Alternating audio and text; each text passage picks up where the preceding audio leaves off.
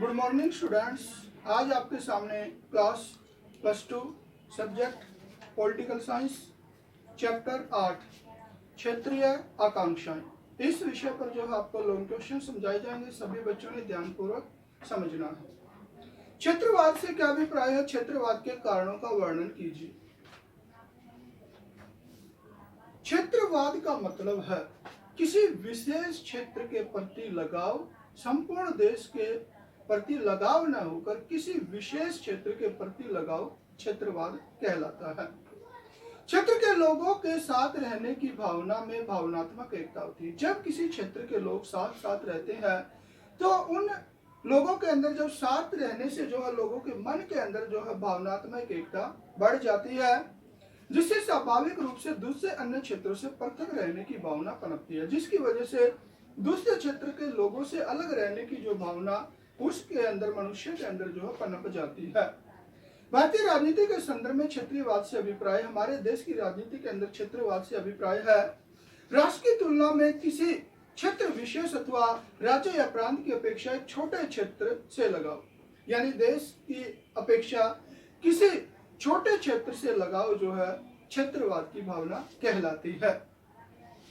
इस अर्थ में क्षेत्रीयवाद राष्ट्रीयता की वृत्त भावना का विलोम है, यानी इस अर्थ के अंदर हम ये कह सकते हैं कि अपने देश के प्रति जो वृत्त भावना होनी चाहिए उसको जो है विलोम हो जाता है, वो समाप्त हो जाती है, जो हमेशा संकुचित क्षेत्रीय स्वार्थों की पूर्ति में लगे रहकर राष्ट्रीय एकता को प्रभावित करती है। इस तरह के लोग जो है, जो क्षेत्रीयवाद की भावना जिनके मन के अंदर पनपी हुई होती है, वे जो है अपने स्वार्थों की पूर्ति में लगे रहते हैं और राष्ट्रीय एकता को प्रभावित करते रहते हैं। भारत को क्षेत्रवाद एक ऐतिहासिक विरासत के रूप में मिला। तो भारत के अंदर जो क्षेत्रवाद की भावना है, ये जो एक विरासत के अंदर मिली हुई है। भारत में सिर्फ भौगोलिक दृष्टि से एक विशाल देश है। आप सभी जानते हैं कि हमारा देश जो भौगोलिक दृष्टि से काफी विशाल है, बल्कि वैचारिक परंपरा, धर्म और संस्कृति में भी इसका लगाव रहा, यानी कि विचारों के अंदर भी, धर्म में भी, संस्कृति में भी इसका जो है विशेष लगाव रहा है। इसी के चलते सन 1947 में भारत का हिंदुस्तान और पाकिस्तान नामक दो राष्ट्रों में विभाजन हुआ। तो इसी भावना की, यानी क्षेत्रवाद की भावना से ही हमारे देश के अंदर जो है, जब हमारा देश स्वतंत्र हुआ तो जो है ये दो भागों के अंदर बट गया, एक भारत और एक पाकिस्तान। भारत में क्षेत्रवाद के लिए उत्तरदायी कारक, यानी हमारे देश के अंदर क्षेत्रवाद के लिए उत्तरदायी कौन कौन से कारक है? पहला, भारत की भिन्नताएं। भारत एक विशाल देश है, जैसा आप सभी जानते हैं कि भारत काफी विशाल देश है जिसमें अनेक भिन्नताएं विद्वान है और हमारे देश के अंदर बहुत सी भिन्नताएं पाई जाती है। भारत में विभिन्न धर्मों, जातियों, संस्कृतियों, नस्लों से संबंधित रखने वाले लोग रहते हैं। हमारे देश के अंदर जो विभिन्न धर्मों को मानने वाले, विभिन्न जातियों के लोग, विभिन्न कल्चर के लोग, विभिन्न नस्लों के लोग जो भारत के अंदर रहते हैं, यही भिन्नताएं भारत में क्षेत्रवाद की भावना का आधार है और यही जो भिन्नताएं है वो हमारे देश के अंदर क्षेत्रवाद को बढ़ावा देती है। इन्हीं भिन्नताओं को आधार बनाकर अपने क्षेत्र की भलाई के लिए एक क्षेत्र के विशेष लोगों के द्वारा आंदोलन चलाए जाते हैं। तो इन भिन्नताओं की वजह से जब किसी क्षेत्र के लोग अपने क्षेत्र की भलाई के लिए जो है हड़तालें करते हैं, आंदोलन करते हैं, जिसकी वजह से जो है राष्ट्रीय एकता को खतरा बढ़ता है और क्षेत्रवाद की भावना पनपती है। भौगोलिक कारण, स्वतंत्रता प्राप्ति के पश्चात जब राज्यों का पुनर्गठन किया गया, जब हमारा देश आजाद हुआ 1947 के अंदर, जब आजाद होने के बाद जो है राज्यों का पुनर्गठन किया गया, तब राज्यों की पुरानी सीमाओं को भुलाकर नहीं किया गया। तो जो राज्य की पुरानी सीमाएं हैं उनको नहीं भुलाया गया, बल्कि उनको पुनर्गठन का आधार बनाया गया, बल्कि उनको जो है दोबारा से पुनर्निर्माण का आधार बनाया गया। इसी कारण एक राज्य के रहने वाले लोगों में एकता की भावना नहीं आ पाई, जिसकी वजह से एक राज्य के अंदर रहने वाले लोगों के अंदर एकता की भावना नहीं पनप पाई। प्राय भाषा और संस्कृति क्षेत्रवाद की भावनाओं को उत्पन्न करने में बहुत सहयोग देते हैं। भाषा और कल्चर, जो अलग अलग क्षेत्र के मतलब एक क्षेत्र के अंदर अलग अलग भाषा के, अलग अलग कल्चर के लोग रहते हैं, तो इसकी वजह से जो है क्षेत्रीय भावना पनपाने में जो बहुत ही महत्वपूर्ण योगदान होता है। भौगोलिक दृष्टि से भारत के कई राज्य आज भी बहुत बड़े हैं। अगर भौगोलिक दृष्टि से देखा जाए तो आज भी हमारे देश के कई राज्य इतने बड़े हैं। इन बड़े राज्यों जैसे उत्तर प्रदेश, बिहार, मध्य प्रदेश और राजस्थान में छोटे छोटे महत्वपूर्ण क्षेत्र भौगोलिक दृष्टि से महत्वपूर्ण इकाई बन सकते हैं। तो ये इतने बड़े हैं, अगर इनको अगर मतलब इनका विभाजन किया जाए तो वो छोटे राज्यों से मतलब आज भी बड़े क्षेत्र हैं। राजस्थान में मारवाड़ और मेवाड़ का क्षेत्र, मध्य प्रदेश में मालवा का क्षेत्र आदि को यदि पृथक राज्यों का दर्जा दे दिया जाए तो वे केरल नागालैंड से तो बड़े ही राज्य होंगे। अगर मान लीजिए राजस्थान में से मारवाड़ और मेवाड़ क्षेत्र को राज्य बना दिया जाए नया, इसके साथ साथ मध्य प्रदेश के अंदर मालवा के क्षेत्र को अलग राज्य बना दिया जाए, तो ये जो है केरल और नागालैंड के राज्यों से भी ज्यादा बड़े होंगे। मनोवैज्ञानिक कारण, निसंदेह जो व्यक्ति जिस क्षेत्र में रहता है, वास्तव में आप सभी जानते हैं कि जो व्यक्ति जिस क्षेत्र में रहेगा उसे उस क्षेत्र से लगाव हो जाता है, तो उसे जो उस क्षेत्र से विशेष लगाव हो जाता है। यही लगाव की भावना क्षेत्रवाद की भावना को जन्म देती है। बाद में यही लगाव जो है क्षेत्रवाद की भावना के रूप में उभर कर सामने आता है, लेकिन जब तक यह लगाव संकुचित हो जाता है, जब यह लगाव छोटा रूप धारण कर लेता है, तो यह संकुचित क्षेत्रवाद का आधार बनता, जो ठीक नहीं है। तो ये लगाव जो है, जो संकुचित लगाव हो जाता है, वो जो क्षेत्रवाद का रीजन बन जाता है, जो कि भारत की एकता और अखंडता के लिए उचित नहीं है। भाषावाद, भारत में सदैव अनेक भाषाएं बोलने वालों ने कई बार अलग अलग राज्य के निर्माण के लिए व्यापक आंदोलन किए। जैसा कि आप जानते हैं कि हमारे देश के अंदर बहुत सी भाषाओं को बोलने वाले लोग हैं, और उन्होंने जो अपनी अपनी भाषा के आधार पर अलग अलग राज्यों की डिमांड के लिए आंदोलन भी शुरू किए। भारत सरकार ने भाषा के आधार पर राज्यों को गठित करके ऐसी समस्या उत्पन्न कर दी, यानी कि भारत सरकार के द्वारा भी भाषा के आधार पर राज्यों का गठन किया गया, जिसका अंतिम समाधान निकालना बड़ा ही कठिन है और जो देश के लिए बहुत बड़ी समस्या हुई, और इसका जो है समाधान निकलना बहुत ही असंभव है। जातिवाद, जाति ने भी क्षेत्रवाद की भावना में महत्वपूर्ण योगदान दिया, यानी जाति के आधार पर भी क्षेत्रवाद की भावना पनपती है। जिस क्षेत्र में किसी एक जाति की प्रधानता रही, वहीं पर क्षेत्रवाद का उग्र रूप देखने को मिला। यानी कि किसी भी क्षेत्र के अंदर मान लो एक जाति के लोग ज्यादा रहते हैं, तो वहां पर भी जो क्षेत्रवाद की भावना पनपने में महत्वपूर्ण भूमिका मिली है। यही कारण कि महाराष्ट्र में क्षेत्रवाद का उग्र रूप देखने को मिला है, और इसकी वजह से महाराष्ट्र के अंदर जो है क्षेत्रवाद की भावना का रूप सामने आया है। आर्थिक कारण, क्षेत्रवाद की उत्पत्ति में आर्थिक कारण महत्वपूर्ण भूमिका अदा करते हैं, यानी क्षेत्रवाद की भावना के अंदर पनपाने में जो आर्थिक कारकों का भी बहुत महत्वपूर्ण योगदान है। भारत में जो थोड़ा बहुत आर्थिक विकास हुआ, भारत के अंदर जिस क्षेत्र का आर्थिक विकास हुआ है उसमें बहुत असमानता रहती है, यानी कि कई राज्यों के अंदर ज्यादा विकास होगा, कई राज्यों के अंदर कम विकास हुआ है, इनके अंदर जो असमानता पाई जाती है। कुछ प्रदेशों का अधिक विकास और कुछ क्षेत्रों का बहुत ही कम विकास हुआ है। इसका कारण यह है कि जिन व्यक्तियों के हाथों में सत्ता रही है, इसका मुख्य रीजन ये है कि जिन लोगों के हाथों में पावर रही है, उन्होंने अपने क्षेत्र के विकास की ओर अधिक ध्यान दिया, उन्होंने अपने क्षेत्र की तरफ, अपने क्षेत्र के विकास की तरफ ज्यादा ध्यान दिया है। अतः पिछड़े क्षेत्रों में यह भावना उभरी कि यदि सत्ता उनके पास होती तो उनके क्षेत्र पिछड़ते नहीं। तो जो क्षेत्र पिछड़े हुए हैं, उन क्षेत्र के लोगों के अंदर यह भावना घर कर जाती है, अगर सत्ता उनके हाथ में होती तो हमारा क्षेत्र भी जो है विकास करता, पिछड़ा हुआ नहीं रहता। इसलिए इन क्षेत्रों के लोगों में क्षेत्रवाद की भावना उभरी और उन्होंने अलग राज्यों की मांग की, जिसकी वजह से जो है उनके अंदर क्षेत्रवाद की भावना उभरी और अपने राज्य के विकास के लिए जो है, यानी कि उन्होंने अपने अलग राज्य की डिमांड की पहले, और जिसकी वजह से जो है क्षेत्रवाद की भावना उभर कर सामने आई। राजनीतिक कारण, क्षेत्रवाद की भावनाओं को भड़काने में राजनीतिज्ञों का भी हाथ रहा, यानी क्षेत्रवाद की भावना को भड़काने में नेताओं का भी हाथ रहा है।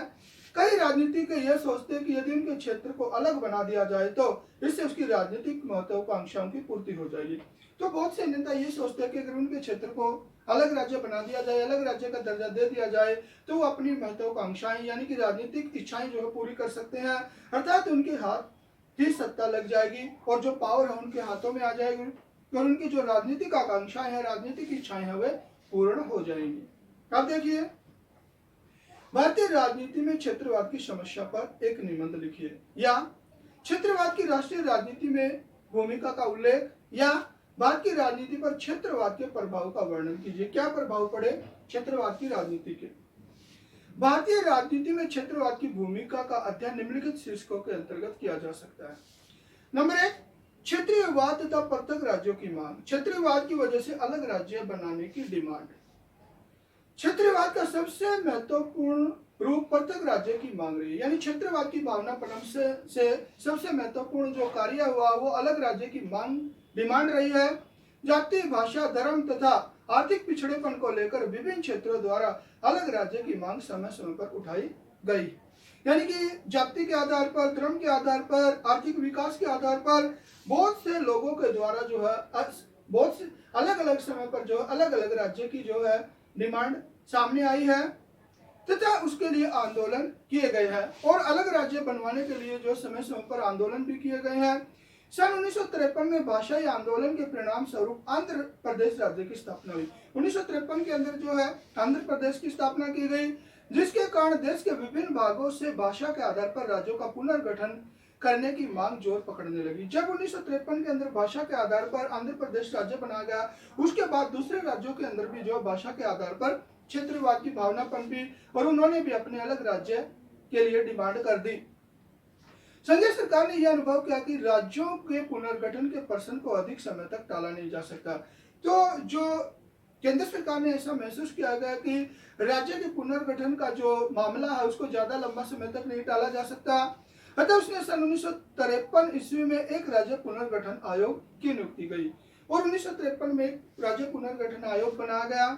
इस आयोग की रिपोर्ट के आधार पर संसद द्वारा राज्य पुनर्गठन अधिनियम 1956 पास किया गया। तो इस आयोग के माध्यम से 1956 अधिनियम पास किया गया, जिसके अनुसार भारत में भाषा के आधार पर 14 राज्यों का गठन किया गया और इसके आधार पर भारत के अंदर 14 राज्य बने। परंतु उससे भी समस्या पूर्ण रूप से नहीं हुई, लेकिन ये राज्य बनने के बाद भी समस्या जो है पूर्ण रूप से हल नहीं हो पाई है और थोड़े ही समय के बाद इस प्रकार की अन्य मांगे सामने आई और कुछ समय के बाद जो है दोबारा से भाषा के आधार पर अलग राज्यों की डिमांड सामने आने लगी। सन 1960 में बंबई राज्य का विभाजन करके दो राज्य गुजरात तथा महाराष्ट्र की स्थापना की गई। तो 1960 के अंदर जो है बंबई राज्य का विभाजन किया गया और दो नए राज्य बनाए गए, तो महाराष्ट्र एक गुजरात।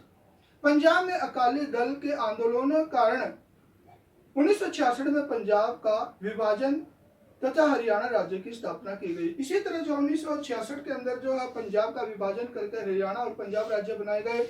अभी हाल ही 2 जून 2014 में आंध्र प्रदेश का विभाजन कर भारत संघ के 29वें राज्य के रूप में तेलंगाना राज्य का उदय हुआ। अभी जो 2014 के अंदर जो है आपका तेलंगाना आंध्र प्रदेश का हिस्सा जो अलग करके तेलंगाना नया राज्य बनाया गया।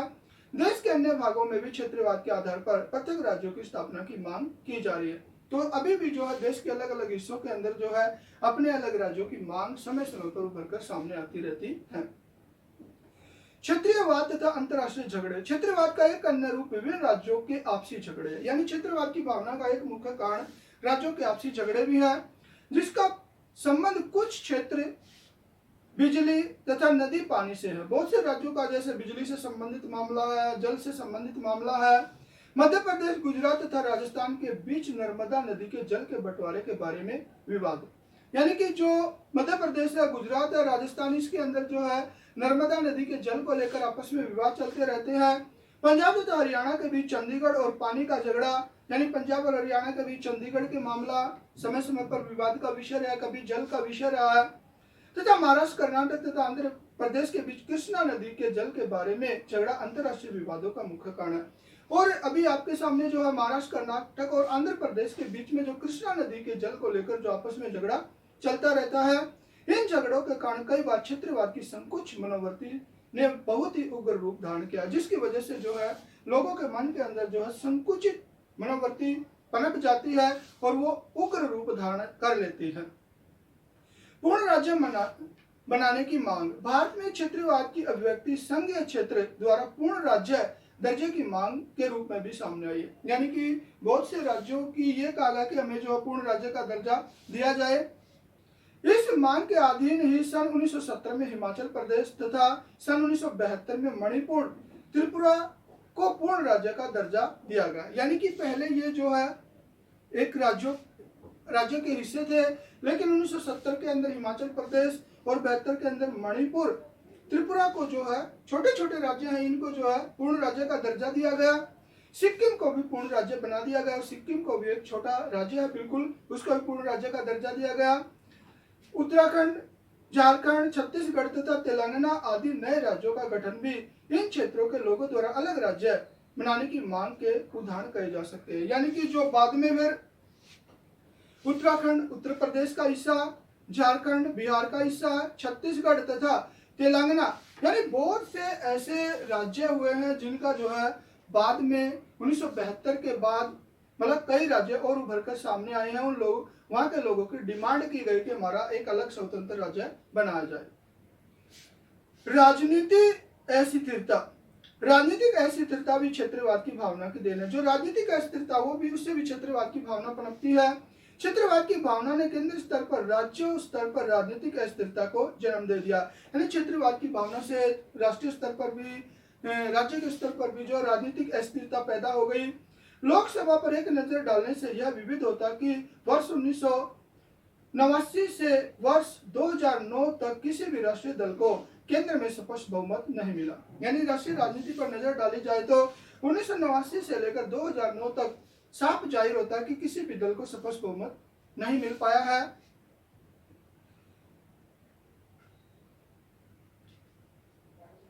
जिसकी वजह से जो है केंद्रीय सरकार में राजनीतिक अस्थिरता का वातावरण हो जाता है, जिसकी वजह से वे राज्यों की जो है बहुमत प्राप्त करते हैं और राजनीति में अस्थिरता बनती जाती है। असमान आर्थिक विकास, देश में सभी क्षेत्रों का समान रूप से विकास नहीं हुआ। जैसा कि आप सभी जानते हैं कि कोई क्षेत्र ज्यादा डेवलपमेंट कर चुका है, कोई क्षेत्र कम डेवलपमेंट किया है, यानी आर्थिक विकास एक जैसा नहीं है। इसका मुख्य कारण क्षेत्रवाद की भावना है और जिसकी वजह से क्षेत्रवाद की भावना पनपती है। जिस क्षेत्र के केंद्र में पेट होती है, जिस क्षेत्र के केंद्र में पावर होती है, वे अधिक आर्थिक सहायता प्राप्त कर विकास कर लेते हैं। वे ज्यादा केंद्र से सहायता प्राप्त करके अपना विकास कर लेते हैं। लेकिन जिन क्षेत्र की केंद्र सरकार में भागीदारी नहीं होती है, लेकिन दूसरी तरफ जिन क्षेत्रों की केंद्र सरकार के अंदर कम भागीदारी होती है, वे आर्थिक दृष्टि से पिछड़ जाते हैं, उनका आर्थिक विकास नहीं हो पाता है या फिर वे आर्थिक विकास की गति धीमी होती है, जिसकी वजह से भी जो है क्षेत्रवाद की भावना पनपती है। गठबंधन की राजनीति, क्षेत्रवाद ने गठबंधन की राजनीति को जन्म दिया। तो क्षेत्रवाद की वजह से गठबंधन की राजनीति उभर कर सामने आई। क्षेत्रवाद की भावना से मतदाता अपने क्षेत्रीय दलों को वोट देकर विजयी बनाते हैं। क्षेत्रवाद की भावना लोगों के अंदर पनपती है, जिसकी वजह से अपने क्षेत्र का जो दल है उसको ज्यादा महत्व देते हैं, जिसके चलते राष्ट्रीय दलों को केंद्र में बहुमत प्राप्त नहीं होता और जिसकी वजह से जो राष्ट्रीय दल है उनको जो है स्पष्ट बहुमत प्राप्त नहीं हो पाता है। यद्यपि 2014 के 16वें लोकसभा चुनाव के बाद अकेले ही भाजपा को स्पष्ट बहुमत प्राप्त हुआ। यानी 2014 के 16वें लोकसभा चुनाव के बाद भाजपा सरकार को जो है स्पष्ट बहुमत प्राप्त हुआ है, परंतु चुनाव से पूर्व हुए गठबंधन के अनुरूप वर्तमान सरकार में भी अन्य विचित दलों के रूप में 12 क्षेत्रीय दल वर्तमान सरकार में शामिल किए गए। यानी कि चुनाव से पहले उन्होंने गठबंधन किया, जिसके अंदर जो आज भी 12 जो क्षेत्रीय दल है वे सरकार के अंदर शामिल है। अतः स्पष्ट है कि क्षेत्रवाद की भावना ने गठबंधन की राजनीति को जन्म दिया है। तो इन सब बातों से जाहिर होता है कि जो क्षेत्रवाद की राजनीति है उसने गठबंधन की जो नई राजनीति उभार कर सामने लाई है। तो ये जो बहुत से ऐसे रीजन बनाए गए हैं जिसकी वजह से जो है मतलब क्षेत्रवाद की भावना पनपती है, उसके प्रभाव का भी अभी आपके सामने वर्णन किया है। तो बेटा ये 2 क्वेश्चन है, सभी बच्चों ने जो है अच्छी तरह समझने हैं, याद करने हैं। धन्यवाद।